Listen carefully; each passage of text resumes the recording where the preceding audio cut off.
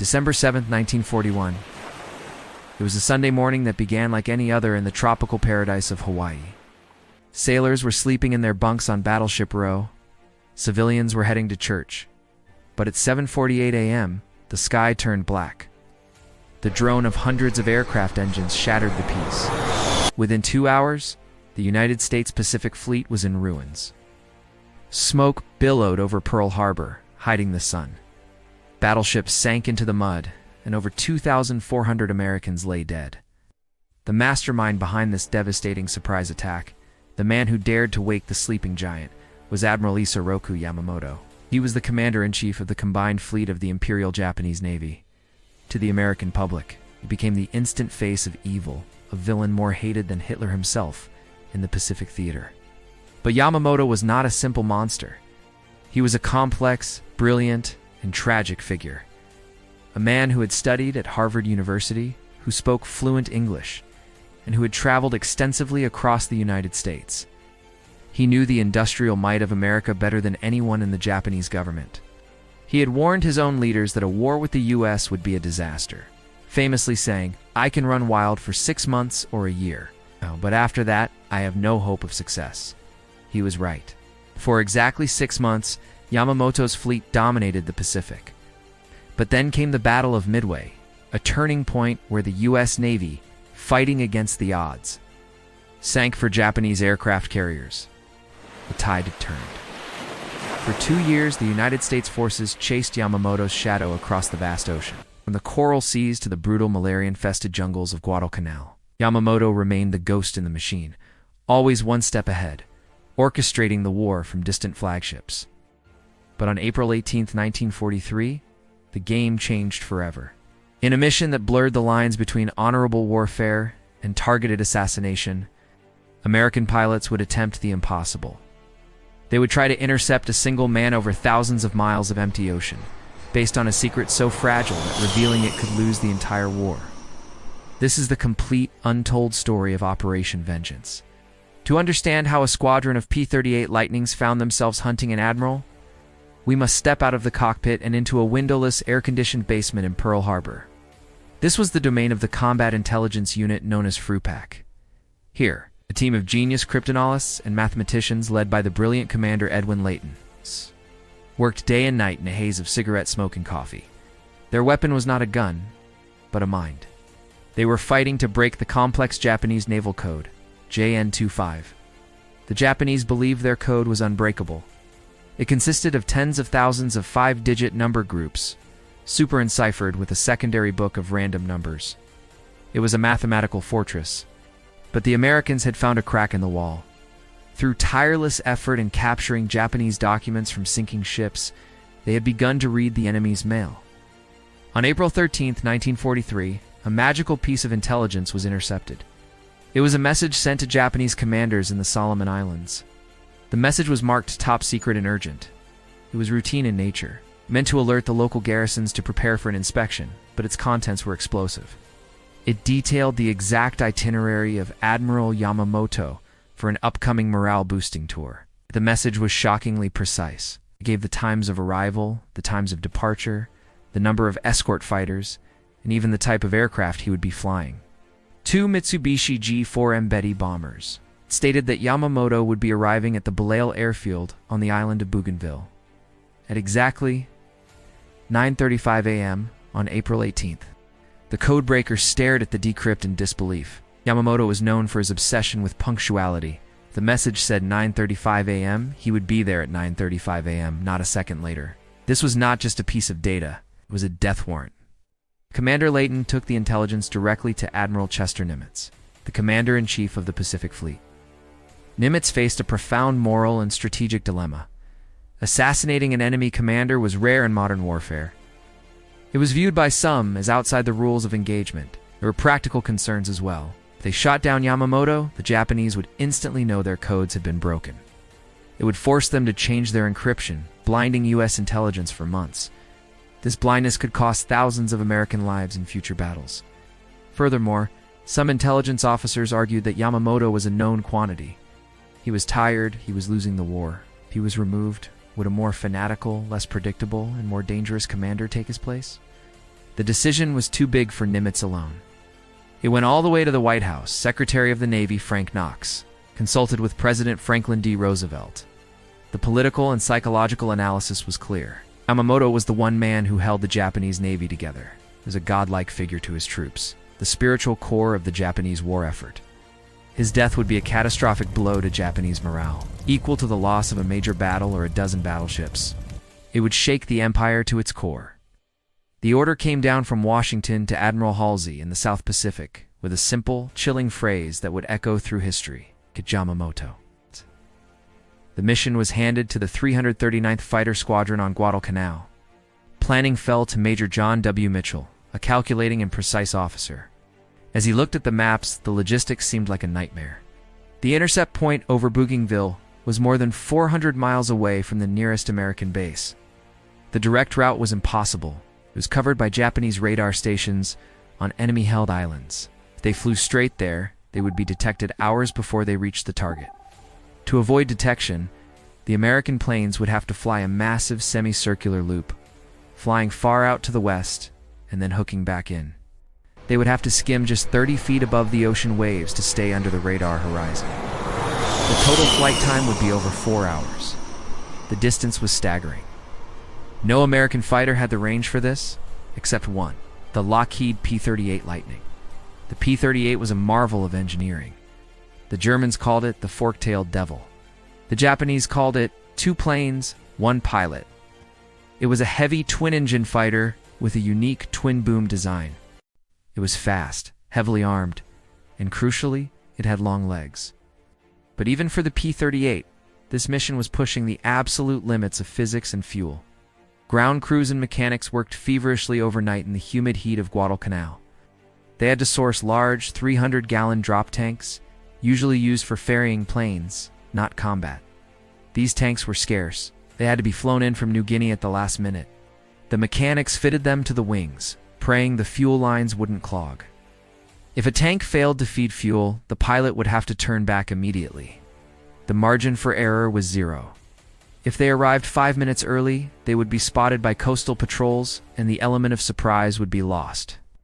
If they arrived 5 minutes late, Yamamoto would have landed and be safe in a bunker. They had to fly 600 miles in absolute radio silence, without GPS, without radar. Using only a magnetic compass and a wristwatch, and arrive at a precise point in the sky within a 60-second window, it was a suicide mission in all but name. It is the morning of April 18, 1943, on the dusty, crushed coral airstrip of Guadalcanal. 18 engines roar to life, spitting blue smoke into the morning air. The noise is deafening. A squadron of P-38s taxis out. The pilots are sweating profusely in their heavy flight suits. The tropical heat is oppressive, but the tension in their chests is worse. First Lieutenant Rex Barber checks his gauges. He knows they are hunting the highest profile target of their careers. The plan is simple, but calculated. Major Mitchell will lead 12 Lightnings to climb high and provide top cover. Their job is to engage the fighter escort, the deadly Zero fighters. The remaining 4 pilots designated the killer flight, led by Captain Thomas Landfear and including Rex Barber, will ignore the Zeros. They must fly straight through the chaos and focus entirely on the bombers. Disaster strikes before they even leave the ground. As one of the pilots taxis out, his tire explodes on a piece of sharp coral. His plane skids to a halt, useless. He is out of the mission. Spare pilot Besby Holmes and his wingman Raymond Hine are quickly signaled to join the killer flight. They rush to catch up. They take off, the heavy P-38s struggling to gain lift under the massive weight of the fuel tanks and ammunition. They stay low, dangerously low. They fly just 30 feet above the sharks and whitecaps of the Pacific. The salt spray crusts on their windshields. For 2 hours, there is only the drone of engines and the vast, terrifying blue emptiness. It is a test of mental endurance. Radio silence is strictly enforced. One slip of the tongue, one accidental click of a microphone, would alert the Japanese listening posts, and Yamamoto would be diverted. The pilots navigate by dead reckoning, counting the minutes, trusting Major Mitchell's calculations, hoping the wind hasn't pushed them off course. As they approach the coast of Bougainville, the tension in the cockpits is palpable. Every pilot is scanning the horizon, eyes straining against the glare of the tropical sun. "Intelligence," said one Betty bomber, "and 2 flights of Zeros. Right here, right at this time." They almost reach the coastline when the silence is broken. A voice crackles over the radio, shattering the long quiet. "Boogies, 11 o'clock high. It is a miracle of navigation." As if on cue, the enemy formation emerges from the haze. 6 Zeros flying in a V formation, acting as a protective screen. But there is a surprise. Not 1, but 2 Betty bombers. The intelligence was slightly off. There was supposed to be only 1. Now, the American pilots face a split-second decision that could determine the success of the mission. The hell, which one of them is Yamamoto? We'll have to take them both. Right. Major Mitchell orders the cover group to climb into the sun, preparing to dive on the Zeros. The killer flight slams their throttles to full power. The massive drop tanks are jettisoned, tumbling into the jungle below. The P-38s, now light and lethal, surge forward like uncaged beasts. But technical trouble strikes again. First Lieutenant Besby Holmes pulls the lever to drop his tanks, but they stick. The mechanism is jammed. He can't fight with the massive drag of the external fuel tanks. He is forced to dive away toward the sea, shaking his plane violently to dislodge them. His wingman, Raymond Hine, follows him to protect him. Suddenly, the killer flight is cut in half. Only 2 planes, Landfear and Barber, are left to attack the bombers and hold off 6 Zeros. The odds shift from difficult to suicidal in a heartbeat. Inside the lead Betty bomber, Admiral Yamamoto is stoic. He is dressed in his pristine dress white uniform, holding his ceremonial samurai sword between his knees. He is looking out the window at the jungle canopy below, thinking of the troops he is about to visit. Sitting in the second bomber is his chief of staff, Admiral Matome Ugaki. Ugaki is dozing off, lulled by the hum of the engines, when he sees a shadow flash past his window. It is a Zero escort diving erratically. Confused, Ugaki looks out and sees the nightmare. American P-38s, twin-tailed demons, charging straight at them, muzzle flashes sparkling from their noses. The radio operator in the bomber screams, "Dive, dive!" The pilots of the Betty bombers shove their yokes forward in panic. The massive aircraft banks sharply, descending toward the jungle canopy in a desperate attempt to evade. The Zeros, realizing their mistake in letting the Americans get this close, peel off and dive to intercept with fury. Captain Landfear turns to engage the Zeros head-on, drawing their fire. This leaves Rex Barber alone. He has a clear path to the bombers. He ignores the tracers zipping past his canopy. He ignores the screaming Zeros on his tail. He has one job. He lines up on the first bomber. Barber banks his P-38 hard, lining up on the Betty. It is hugging the treetops, trying to blend in with the dark green jungle, its camouflage paint making it hard to see. Barber presses the trigger. A stream of 50 caliber bullets and 20mm cannon shells erupts from the nose of his Lightning. The heavy rounds smash into the right engine of the bomber, metal shreds. Smoke pours out, but Barber doesn't stop. He closes the distance, firing relentlessly. He can see pieces of the bomber flying off. The Zero behind him is firing, bullets pinging off Barber's armor plate, but he holds his course, unshakable. The bomber shudders violently. The right wing fails structurally. The Betty rolls violently to the left, crashing through the canopy of the jungle. A massive fireball erupts from the trees, sending a pillar of black, greasy smoke hundreds of feet into the sky. Rex Barber looks back. It's down. But is it Yamamoto? He doesn't know there are 2 bombers. He pulls up, dodging the trees, and scans for the second target. Meanwhile, the second bomber, carrying Chief of Staff Ogaki, has fled out over the water, skimming the waves, trying to escape to the safety of the Japanese base at Lone Point, Besby Holmes. Having finally shaken his stuck fuel tanks loose, rejoins the fight with Hunt. They spot the second bomber racing across the water. Holmes dives, unleashing a fury of lead into the aircraft. The engines catch fire.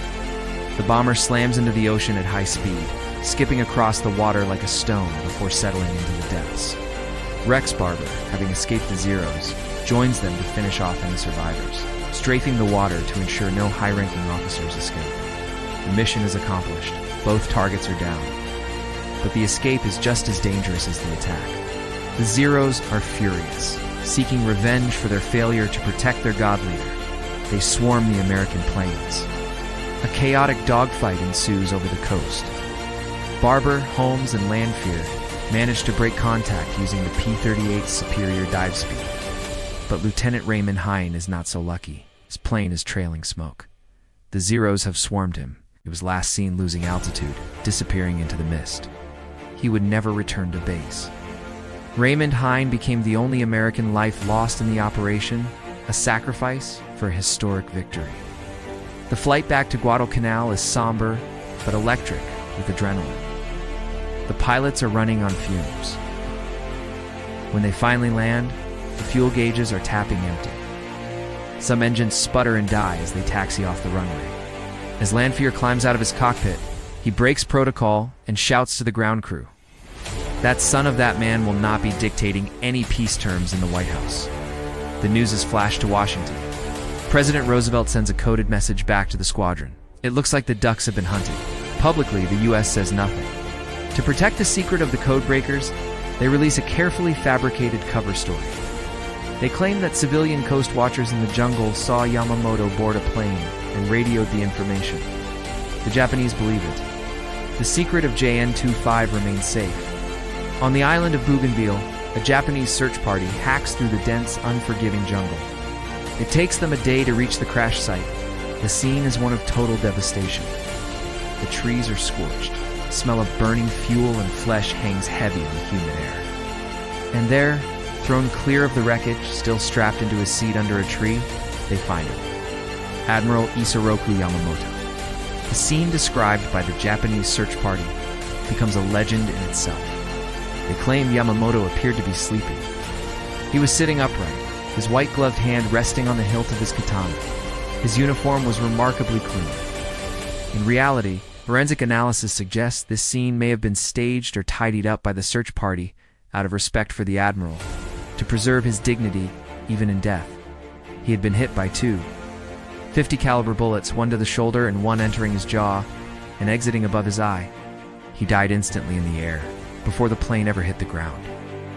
The Japanese government kept the death secret for over a month, fearing the impact on the public. When it was finally announced, the nation went into collective shock. The invincible admiral was gone. It was a psychological blow from which the Imperial Navy would never recover. The morale of the fleet shattered. Chief of Staff Ugaki, miraculously, survived the crash in the water. He was pulled from the wreckage, badly injured, his arm crushed.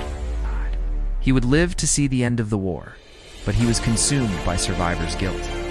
On August 15, 1945, the day the Emperor announced the surrender, Ugaki walked to an airfield, boarded a plane, and flew a final kamikaze mission into the sea, unable to live with the shame of outliving his commander. Back in the United States, the pilots were hailed as heroes, but a bitter feud began that would tarnish the victory for decades.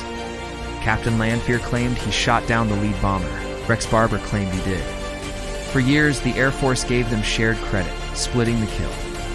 However, decades later, modern analysis of the crash site, flight paths, and Japanese records confirmed the truth. Lanfear had been engaged with the Zeros.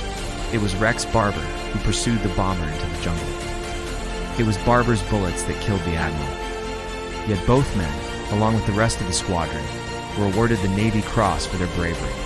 Operation Vengeance remains one of the most perfectly executed military interceptions in history. It was a triumph of intelligence, planning, and airmanship. The death of Yamamoto did not end the war instantly. The fighting would drag on for 2 more bloody years. But it signaled the beginning of the end for the Japanese Empire. The man who awakened the sleeping giant had been silenced by the very forces he unleashed. Rex Barber returned home to Oregon, living a quiet life as an insurance agent until his death in 2001. But the memory of that flight, skimming the waves of the Pacific to change the course of history, remains a legend of aerial warfare. It was a mission that proved that in modern war, no one is untouchable, no matter how high their rank. If you enjoyed this deep dive into history and want to see more untold stories from the battlefield, make sure to hit that subscribe button for Frontline Tale. We bring you the gritty, real, and unfiltered history of warfare every single week. Don't forget to like and comment below on which historical mission we should cover next. Till then, keep your eyes on the horizon.